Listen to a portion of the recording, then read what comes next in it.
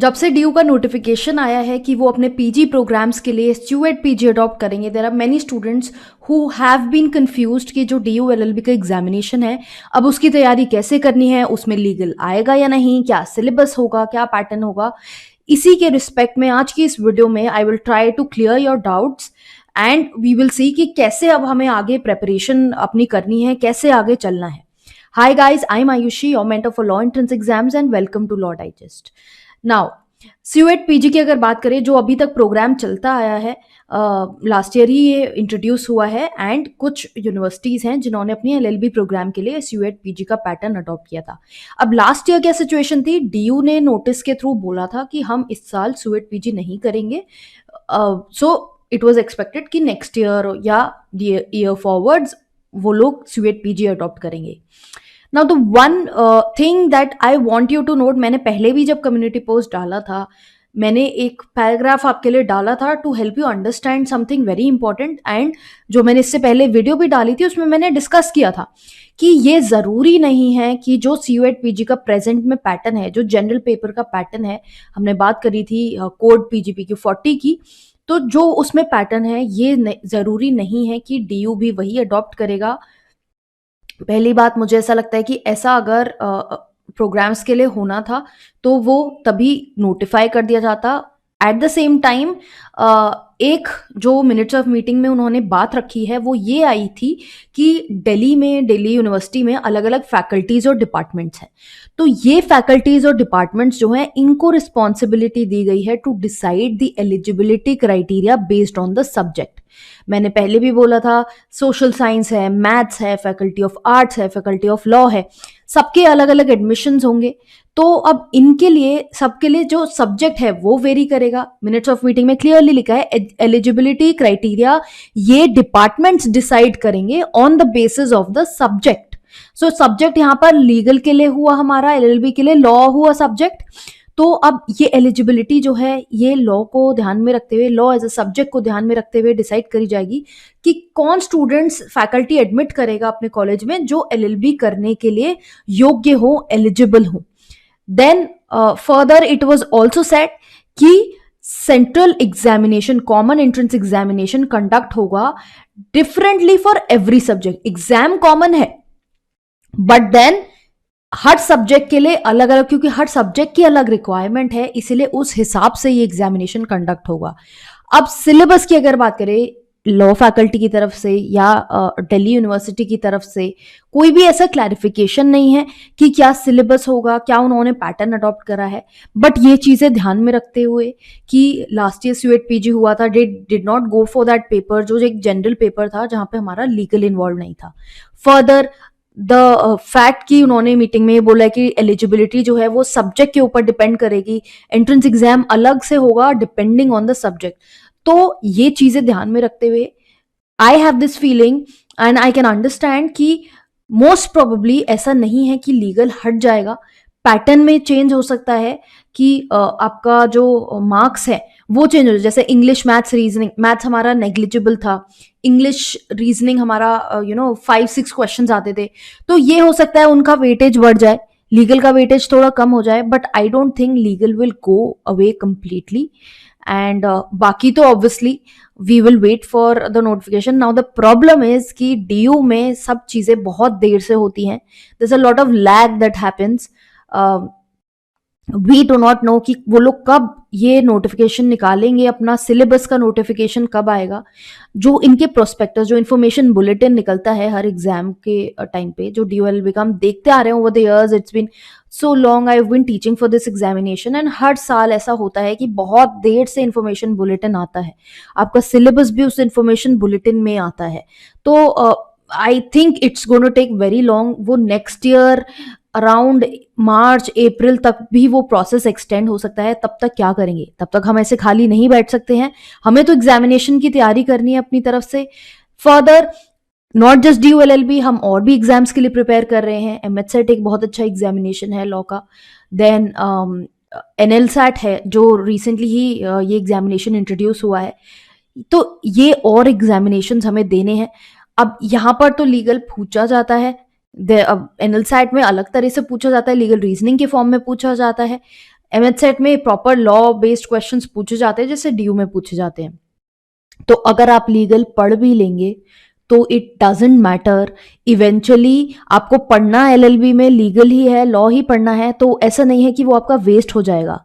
But I would से कि कॉम्प्लिसेंट होके ऐसे मत बैठे रहिए कि हम तो जब सिलेबस नोटिफिकेशन आएगा तब पढ़ाई स्टार्ट करेंगे, बिकॉज एग्जामिनेशंस जो हैं वो हम एक्सपेक्ट कर रहे हैं कि अगस्त में हो जाएंगे। कोविड के चलते एग्जामिनेशन जो है फर्स्ट वीक ऑफ सितंबर तक एक्सटेंड हुआ। लास्ट ईयर बहुत ज्यादा एनटीए ने नीट का जो केस है वो चल रहा था कोर्ट में, एनटीए की तरफ से इतना डिले रहा क्योंकि first time central examination CUET UG conduct हो रहा था, पीजी कंडक्ट हो रहा था फॉर डिफरेंट प्रोग्राम्स, तो उनको मैनेज करने में बहुत टाइम लगा। तो ये सब डिलेज हमने पिछले सालों में देखे हैं।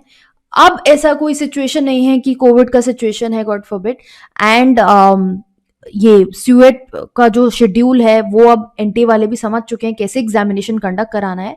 तो नेक्स्ट ईयर एग्जामिनेशन हम टाइम से एक्सपेक्ट कर सकते हैं कि अगस्त तक एग्जामिनेशन हो जाएगा। नोटिफिकेशन जो है एग्जामिनेशन का वो एग्जाम होने से 2-3 महीने पहले ही आता है, ये लोग बहुत डिले रखते हैं। तो प्लीज आप कॉम्प्लिसेंट मत हुई with your preparation. I would say that you can start as of now. What's the harm in starting your preparation. जहां तक सिलेबस की बात है, अभी तक डीयू में क्या सिलेबस रहा है वो मैं आपसे डिस्कस कर लेती हूँ, क्या चीज़ें आपको प्रिपेयर करनी है। एंड हम लास्ट ईयर का जो सिलेबस है उसके बेसिस पे ही चलेंगे, बिकॉज एज आई सेड कि कोई भी ऐसा अभी तक नोटिफिकेशन नहीं है, सब चीज़ें बहुत लेट से होती हैं। It is better that we are well prepared, right. वो सेइंग है something is better than nothing. तो ज़रूरी है कि आप ये प्रेपरेशन जो अपनी है वो पहले से करके रख लें, instead of waiting for the end day कि जब सिलेबस का नोटिफिकेशन आएगा तब आपके पास सिर्फ 2-3 महीने होंगे, और 2-3 महीने में believe me it is not possible कि आप सारा कुछ अच्छे से कर लें। कंपटीशन भी बढ़ गया है इस साल, हमने बहुत सारे लोग देखे हैं जिनके 300+ स्कोर्स आ रहे हैं, तो आउट ऑफ 400। तो ज़रूरी है कि आप प्रेपरेशन को है वो सीरियसली लें और अच्छे से करें ताकि ये कंपटीशन से आप बच सकें। सिलेबस में क्या है, लीगल अवेयरनेस, लीगल एप्टीट्यूड, जैसा कि मैंने कहा जिस पे स्टूडेंट्स को सबसे ज़्यादा डाउट है। जीके में हमारा आता है स्टैटिक जीके और करंट अफेयर्स, दोनों हमें करनी है। इंग्लिश करनी है। एनालिटिकल एबिलिटीज़ में आपका लॉजिकल रीजनिंग है और मैथ्स है।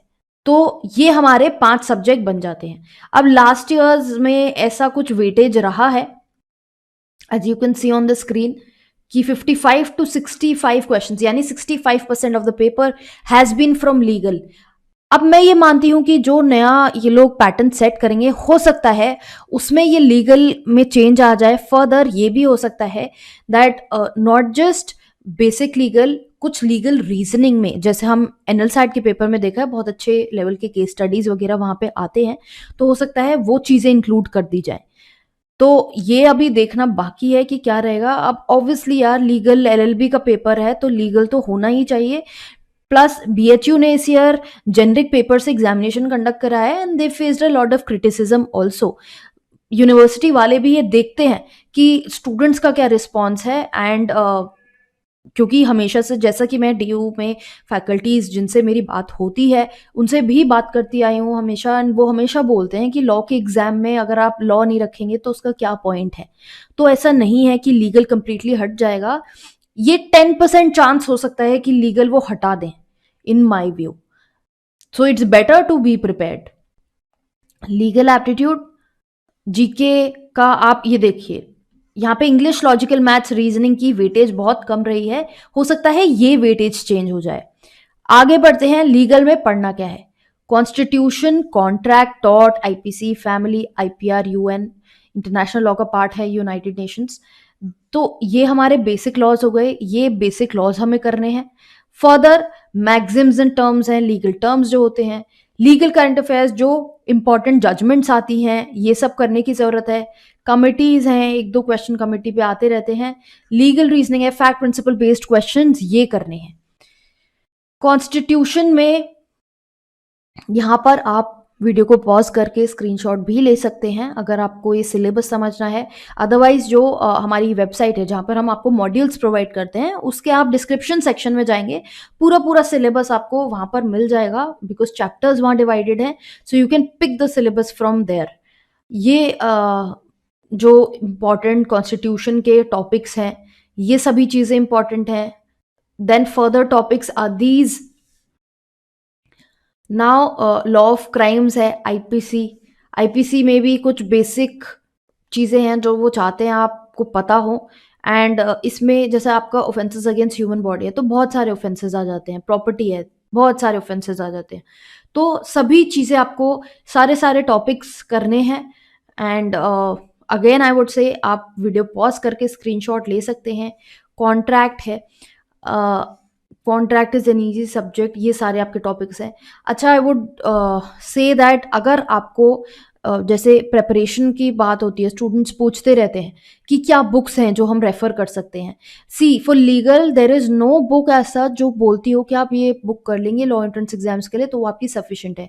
सिर्फ सेल्फ गाइड बुक आती हैं, वो भी क्वेश्चन बेस्ड ज़्यादा होती हैं, उनका ऐसा कोई थ्योरी या कॉन्सेप्चुअल क्लैरिटी उन बुक से नहीं मिलती है। वो कॉन्सेप्चुअल क्लैरिटी के लिए आपको अपनी तरफ से ही काम करना पड़ता है, अपने नोट्स बनाने पड़ते हैं। नोट्स के लिए आप ऑनलाइन रेफर कर सकते हैं, डिफरेंट वेबसाइट्स आर देयर, आप वहाँ से नोट्स बना सकते हैं। आर्टिकल्स पढ़ के ये जो टॉपिक्स मैं आपको बता रही हूँ ये नोट डाउन करके इनके ऊपर नोट्स बना सकते हैं। Otherwise what we are doing to help you is कि हम आपके लिए मॉड्यूल्स बना रखे हैं हमने, वीडियो लेक्चर्स हैं, पीडीएफ्स हैं, they are already present on our website www.lawdigest.in। DULLB के मॉड्यूल्स हैं which will help you in your preparation. NLSAT के लिए हम अलग मॉड्यूल प्रोवाइड करते हैं बिकॉज कुछ लोग ऐसा करते हैं कि they use the same module for NLSAT, but please don't make that mistake. अगर आप एनएलसैट की तैयारी कर रहे हैं वो बिल्कुल अलग एग्जामिनेशन है, सिलेबस में एक दो जगह ओवरलैप है, एनएलसैट में बहुत अलग सी चीज़ें रिक्वायर्ड है। So don't be fool, don't waste your money unnecessarily on such people जो शायद आपको फूल कर रहे हो। नाउ DULB का जो मॉड्यूल है उसमें ये सभी चीज़ें जैसा कि मैंने बोला, जो पूरा सिलेबस है, करंट अफेयर्स है, स्टैटिक जीके है, इंग्लिश मैथ्स रीजनिंग सब आपका कवर्ड है। तो उसमें ये फ़ायदा हो जाता है कि आप सेमेस्टर्स के लिए साथ में पढ़ रहे हो या कुछ लोग जॉब के लिए साथ में पढ़ रहे होते हैं, तो उनको हेल्प हो जाती है कि उनको पकी पकाया नोट्स मिल जाते हैं, पूरा मटेरियल मिल जाता है, उन्हें बनाना नहीं पड़ता। They don't have to sit and from the scratch and make their own notes, everything is given there, you just have to learn and understand. Tort law है, topics I won't read them out, आप screenshot ले सकते हैं इसका। IPR family law, IPR family law थोड़ा सा basic है, ये बेर एक्ट से भी किया जा सकता है। बेर एक्ट्स, बहुत स्टूडेंट्स को ये भी कंफ्यूजन होती है, bare acts are not really books, they lay down the letter of the law, exact law वहां पर लिखा हुआ, बट उसमें कॉन्सेप्ट्स एक्सप्लेन नहीं होंगे, बहुत सारे टर्म्स बेर एक्ट्स में यूज भी नहीं किए जाते हैं बिकॉज वो आप, law is all about interpretation, तो वहां पे लॉ लिखा है, अब इंटरप्रेट आपको करना है, तो उसके लिए थोड़ा आपको जरूरत पड़ती है कॉन्सेप्चुअल अंडरस्टैंडिंग की, वो बेर एक्ट से शायद आपको ना मिले। Then legal maxims, committees, legal reasoning, UN, legal current and static, सभी चीज़ें करंट, लीगल करंट में I keep posting videos on YouTube, हर मंथ में कुछ इंपॉर्टेंट जजमेंट्स आपसे डिस्कस करती हूँ, मॉड्यूल में ऑब्वियसली वो डिटेल में होता है, और इंस्टाग्राम पे भी मैं पोस्ट करती रहती हूँ, इंस्टाग्राम पे ज़रूर हमें फॉलो करते रहें, वहाँ पे बहुत इंपॉर्टेंट आपको जजमेंट्स और जो भी लीगल अपडेट्स हैं वो मिलती हैं।